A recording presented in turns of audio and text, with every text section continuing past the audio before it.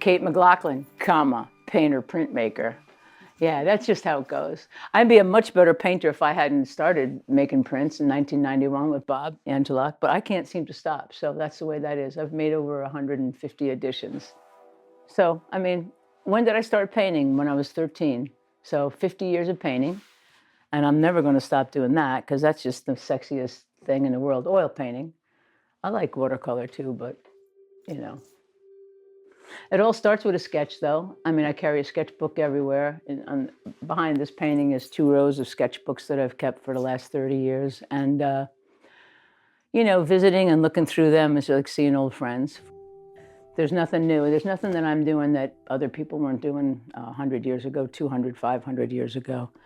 But I do it my way. And the difference is I'm really glued to a place. And it's not just this acre of land, which, we've talked about, but the Ashokan Reservoir has a really big hold on me. And anybody that knows my work knows that. It's not just these big oil paintings, but I was really wanting to tell the story of the diaspora. My family, a part of my family, had been moved from the Esopus Valley to make water for a city, to create the Ashokan Reservoir. So my father's family could drink good water in New York, the Irish immigrants. It's an intimacy, I think. And I know that I don't corner the market on that, but I am about place and about my family. So I feel like the least I can do is honor them with my work. Plein air, man, that's the elements kicking me around. And I've been out in painting on the cliffs in Monhegan, and it's been so cold, and I didn't even know it till I went to stand up and get in, and my fingers are numb because the elements take over. I mean, that's just what happens. You're trying to get the glint of sunlight on this stone, and you got about 3 minutes to get it before it changes. I mean, I've been in every kind of condition you can think of, but my favorite is painting in the British Isles.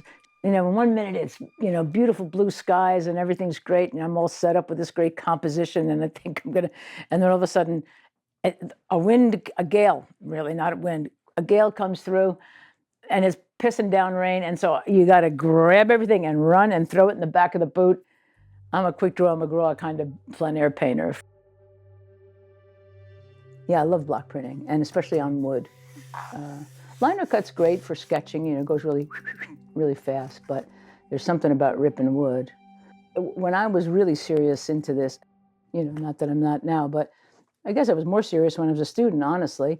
I would sketch in Sharpie because then I could get a really nice black hard edge, and I created halftones with just lines and dots. And that whole Monhegan series is all done that way. It's a whole different translation, and when you see those prints, they look much more graphic than these. Now I'm trying to refine woodcuts so they almost look like wood engravings. And that's not easy to do, but that's a nice challenge for someone like me. I've been doing this a long time too, so I ought to be able to do that. So anyway, for me, it's more about my family. I mean, what can I tell you? I'm kind of hooked on them, and I feel their presence when I'm working with things that came off of their windows. And I have some things from the Woodstock School of Art too, because we're renovating the barn, and that place means pretty close as much as this place to me.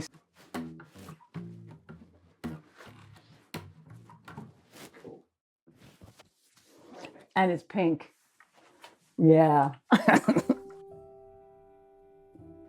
Full height. I stand almost 2 inches taller than you. But the photograph doesn't show that.